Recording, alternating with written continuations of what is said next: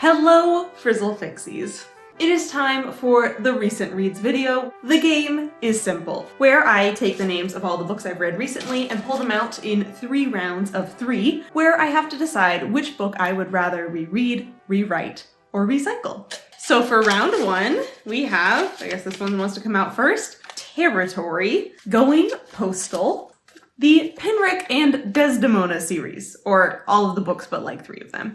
But definitely the strongest feelings I have on these is I want desperately the ending of the book Territory to be different. So we are rewriting Territory. There is a historical event in the Wild West of America that has been turned into so many Hollywood Western movies that at this point it's practically in the mythology of the American psyche. Or at least it was when it was getting a bunch of adaptations, which is the shootout at the 𝐂𝐻𝐿𝐒 in the city of Tombstone. And the book Territory asks the question, but what if a bunch of the people involved in that shootout were evil wizards?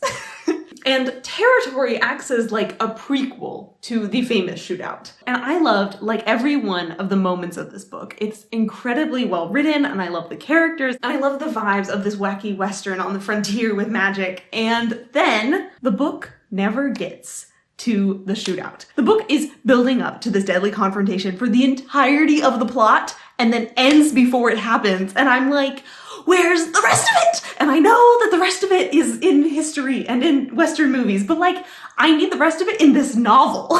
There's no dramatic climax in this book. It just ends. It's just all rising action and then it ends. And so for rewriting it, I would like Territory to have a few more chapters and actually get that showdown and then it can end. I rated Territory 4 stars. It would have been 5 stars if it had a better ending, just saying. And its book tone is Jade Green. Book tone is a reader personality test that puts both readers and books into categories to better connect the books and readers that will get along. And Jade Green means that the book is emotional and a mix of atmosphere and character focus. So then we have going head to head, 2 3-star selections, Going Postal and Penric and Desdemona. And I would rather reread the Penric and Desdemona series. So this is a series of mostly novellas, and now I have read, in this order, 11, 1, 2, 3, 6, 7, 5, 10.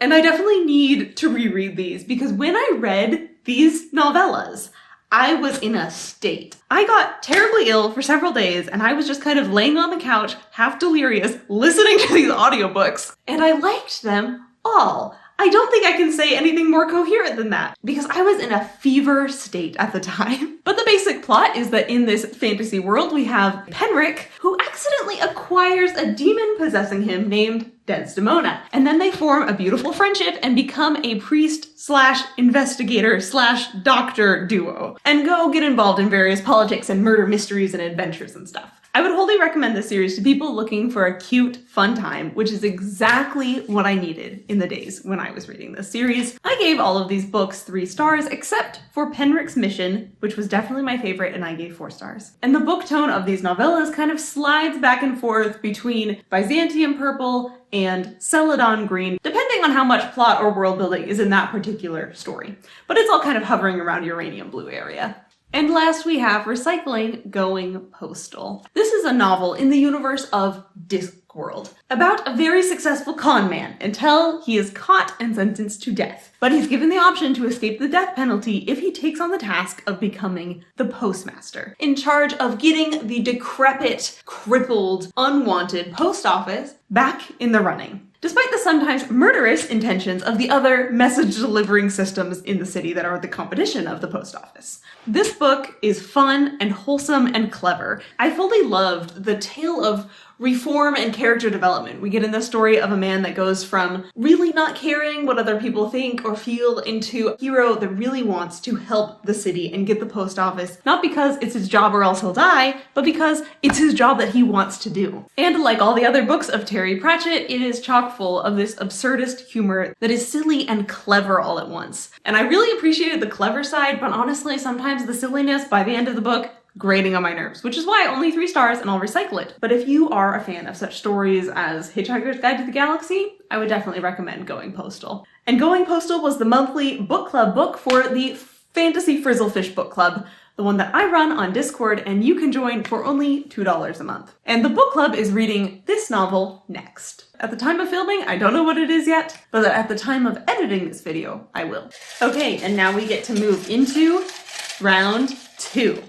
We have Scales and Sensibility, Greywaren, which is the 3rd book in the Dreamer trilogy, which is the sequel series to the Raven Boys, and The 13th Hour. It's kind of interesting that we have 2 books here that are finalists in the Spiffbo competition, the self-published fantasy blog-off, which I'm reading all the finalists for. And it's also fun that I rated them both 2 stars! So one of them is getting recycled, most definitely, which leaves the decision of Reread very easily going to Greywaren. So let's talk about that first and leave this dilemma for a few more minutes. The Dreamers trilogy are such artsy books. I know you might not guess that from the monochromatic cover, but you can be forgiven. But you just have to imagine the insides of these books. It's an urban fantasy that follows a few different characters with the magic to bring things out of their dreams into reality, and also follows the assassination team trying to hunt down the people who dream, because they are terrified that one of them, one of these days, is going to dream up the apocalypse. And like, rightfully so, because they might just do that one of these days. And this book, Greywaren, is the end of the trilogy after many battles and the sanity of the dreamers and them trying to escape their own nightmares.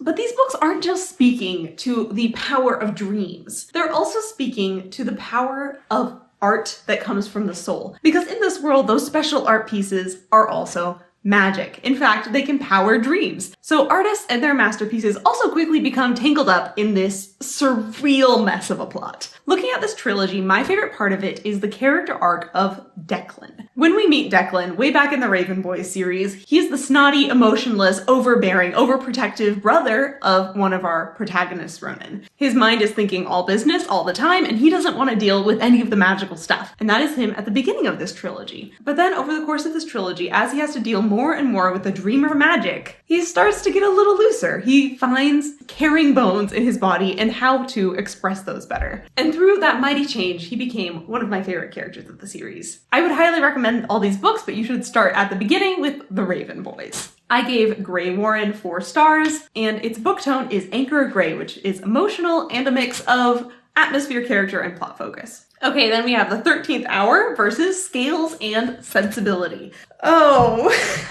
Oh, I barely finished both of these, but I dislike them for completely different reasons, and I don't want to rewrite any of them because I don't want to engage with them on that level. That sounded way too harsh. I love all the books I read, in some way. Just some of them, the love is sincere, and some of them, the love is, I just like reading. Okay, I think it's going to be easier to explain how I want to fix Scales and Sensibility than the mess of The 13th Hour. So we are rewriting Scales and Sensibility. Scales and Sensibility is a Regency-era rom-com with little dragons. These are little handbag dragons, okay? And it has become fashionable for the ladies to have these dragons on their shoulder, and you need one in order to land a man in aristocratic London society nowadays. We follow tragically orphaned Eleanor as she stays with her snooty, rich cousins. And the vibes of this story are so rom-com. They're not fantasy. They're not Regency romance. This is a rom-com through and through, with the trappings of the magic spurring on the ridiculous coincidences and comedy of this book, and with the trappings of a Regency-era romance. But like, if I was rewriting this book, I think it's gotta lean farther into the romance category, because our heroine and her love interest, the hero, spend like not enough time together and not enough bonding scenes and not enough angst for me to ever actually ship them. They get together in the end, and my little heart doesn't care. And I think the reason for this is for most of the book, Eleanor is disguised as an old lady, and so the hero doesn't really have a love interest to interact with or flirt with or get to know because she's being a fake the whole time. So I think if I was rewriting this, I would have him be in on the deception from the beginning and helping out so they can just get more bonding moments. I rated Scales and Sensibility 2 stars. And its book tone is vermilion red, which means emotional and plot focused. Leaving me to recycle The 13th Hour. This is a steampunk fantasy, and I will acknowledge its ingenious world building. This book takes place in the city of Chime that has a portal that opens to 12 other dimension realms that all have different magical races in it, and Chime has become the melting pot of all of them. Each one of those 12 realms has its own, often evil god ruling over it that is always trying to mess with the occupants of the city of Chime. And our protagonist, 𝐂𝐿, is her name kale? Now that I say that out loud, that's the vegetable, isn't it? Yeah, it's kale. Okay, yeah. Is part of a group called the Godless, and they are the heathens trying to spread propaganda and also helping people out when they get on the wrong side of their god. And I could talk for a while on all the reasons why this book annoyed me, but I think most of them boil down to the dynamics within the crew, the squad, to one character having the answer and then it getting withheld from the rest of the squad for a stupid reason, which happens multiple times for various different stupid reasons. I rated the 13th Hour 2 stars, and its book tone is anchor gray, which means it's emotional and a mix of atmosphere, character, and plot focus. And before we move on to round 3, I have, alas, a dishonorable mention. The dishonorable mention section is for books that I gave up on so quickly that I cannot review fully. And to be honest, the beginning of this book had me hooked. I loved the writing style, the protagonist is charismatic, the world building is interesting, and then I started wondering, where are the female characters in this book? There aren't really any. And then we started getting some female characters, and all they did was cry and flirt and be sexually threatening, then cry, then flirt, then be sexually threatening. And the moment that finally did me in was first we got a description of how sexy the woman is in her oversized t-shirt, and then a description how that oversized shirt strained against her assets. And that is when I could no longer read this book. And now we move on to round 3. Tress of the Emerald Sea. Yes, that new Brandon Sanderson book. Backpacking Through Bedlam. And The Element of Fire. This is quite a round for popular authors. Okay. The easiest decision goes to recycling the 2-star in here, Backpacking Through Bedlam. You know, sometimes when series get so long that it feels like every other book is a filler book, this is like the epitome of that. It's book 12 and it feels like an epilogue to book 11 and a prologue to book 13 smashed together. And that's especially unfortunate because it's the only book in the series I've read. So I did not have the best experience with this one. And you might think that I'm just being a sourpuss and I am giving this a low rating because I was confused. And if I had better understood what was happening in this series, I would have loved it. And let me tell you, no, because this book had excellent onboarding. It very clearly and concisely helped me understand the exact situation of our characters and their emotional framework and background. And yet, even me, who has only been with these characters a little bit, got so sick of them doing the same things over and over, just worrying about each other and then getting mad that they were worried about each other because it meant that they didn't trust each other. And on until about at 60% in, this book remembers that it's supposed to have like a plot of some sort and produces a some sort, and then has the audacity to tell me to tune in next time for the big showdown that will surely happen between these two sides at some point. And if I was addicted to these characters, a book just of them puttering around and saying hi to different characters and being like, I haven't seen you for a while, might be fun. But it really didn't have enough of anything for me. I rated Backpacking Through Bedlam 2 stars, and its book tone is resolution blue, which means it's emotional and character focused.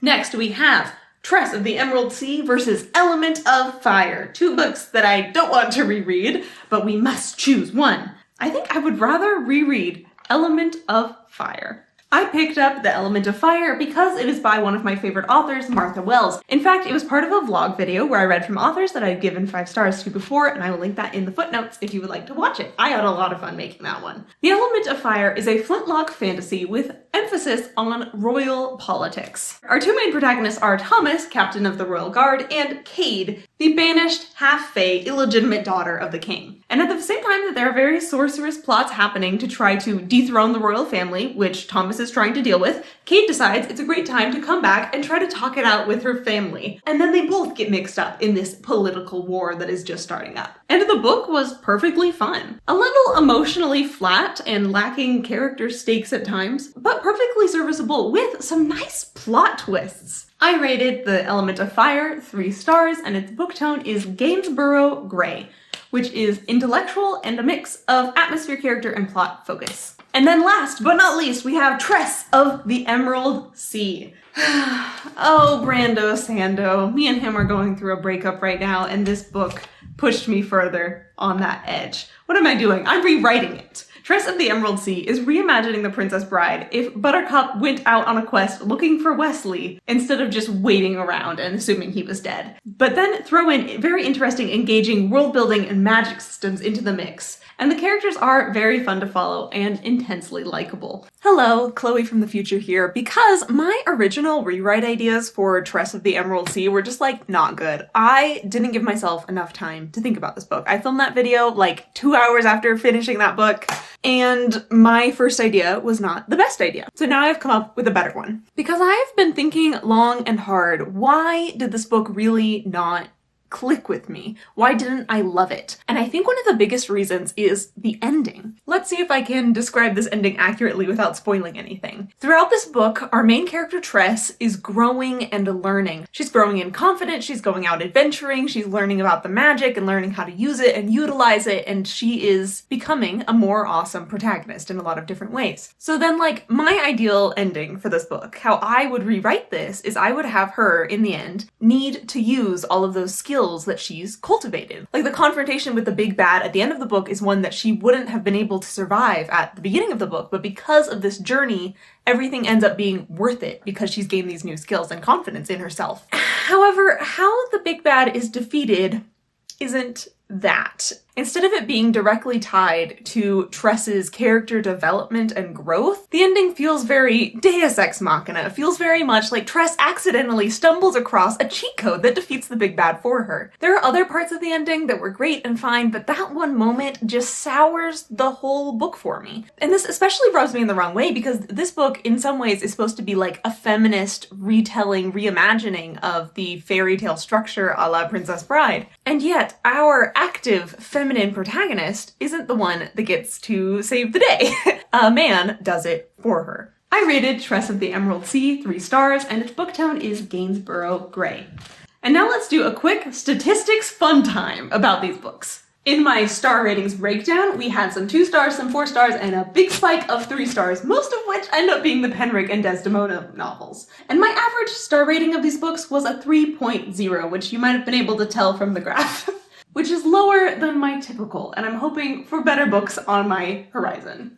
The book tone breakdown looks like this, and how I found these books is 7% one book, reread, 53% of the books were continuing on in a series, 20% of the books I picked up because I had read from that author before, 7% one book I picked up because I had seen a positive review for it that intrigued me, and 13% 2 of the books were the spiffbos that I picked up because they're on a list that I'm doing a project with. My favorite read of the month was that one Penric and Desdemona novel that I gave 4 stars. So if you want to leave me an emoji in the comments, how about a seagull emoji? Because that is the symbol of the god in the book where the demon comes from. It makes sense in context, I swear. Thank you for watching.